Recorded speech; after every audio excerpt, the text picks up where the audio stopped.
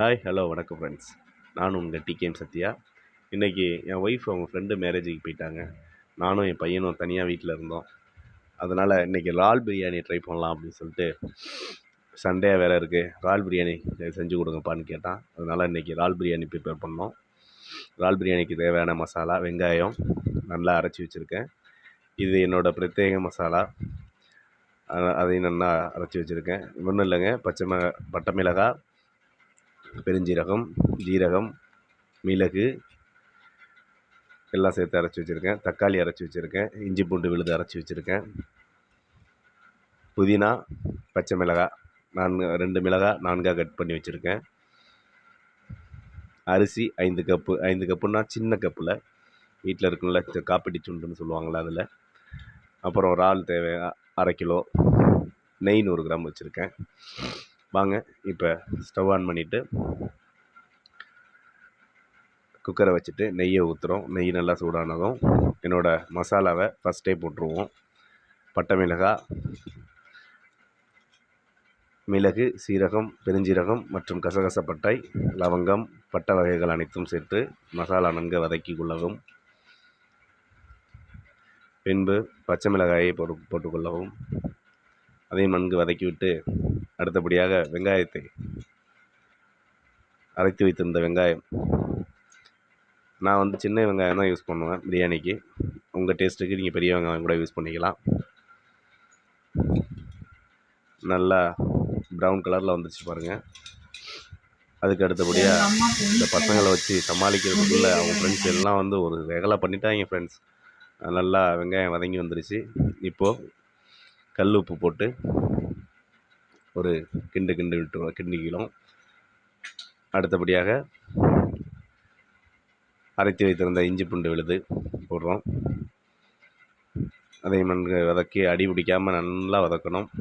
அடி பிடிக்க விடக்கூடாது. லோ ஃப்ளேமில் வச்சு நல்லா வதக்குங்க. நல்லா வதக்கி, அப்போயுமே லைட்டாக அடி பிடிச்சிச்சு, நல்லா வதக்கி எடுத்துட்டேன். அடுத்தது நம்ம தக்காளி, அரைத்து வைத்திருந்த தக்காளியை ஆட் பண்ணுறோம். தக்காளி ஆட் பண்ணிட்டு அதையும் நல்லா வதக்குறோம். இப்போ நல்லா வதங்கி வந்துருச்சு. நல்லா வதங்கி ஒரு பதமான நிலைக்கு வந்துச்சு. இப்போது தயிர் ஆட் பண்ணுறோம். தயிர் ஆட் பண்ணிவிட்டு அதையும் நல்லா வதக்கினோம்னா கொஞ்சம் லூஸ் கிடைக்கும். இப்போ புதினாவை போடுறோம். புதினாவை போட்டு நன்கு வதக்கிட்டு, சும்மா ஒரு 2 வதக்கினா போதும். புதினாவை போட்டு ரொம்ப வதக்கக்கூடாது.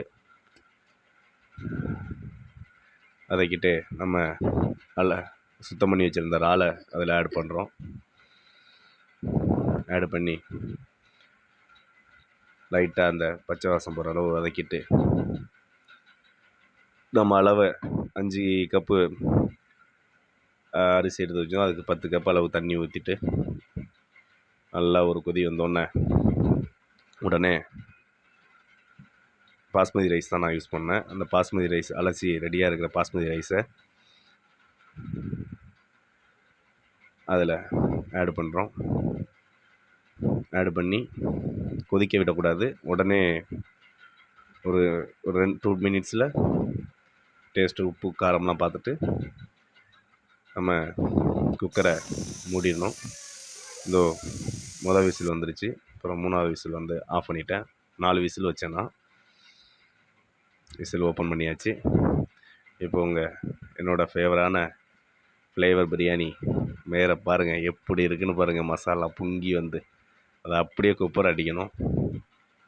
குப்பரை அடிச்சுட்டு ஓப்பன் பண்ணிவிட்டு லைட்டாக மேலே உள்ள இதை கிண்டி விட்டுட்டு, அந்த நெய் மிச்சம் வச்சுருக்கோம்லங்க, அதை அப்படியே மேலே லைட்டாக அப்படியே தூவிடணும்.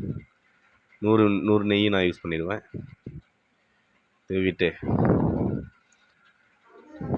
எடுத்து தட்டில் வச்சு என் பையனுக்கு சாப்பிட ரெடி பண்ணி கொடுத்துட்டேன்.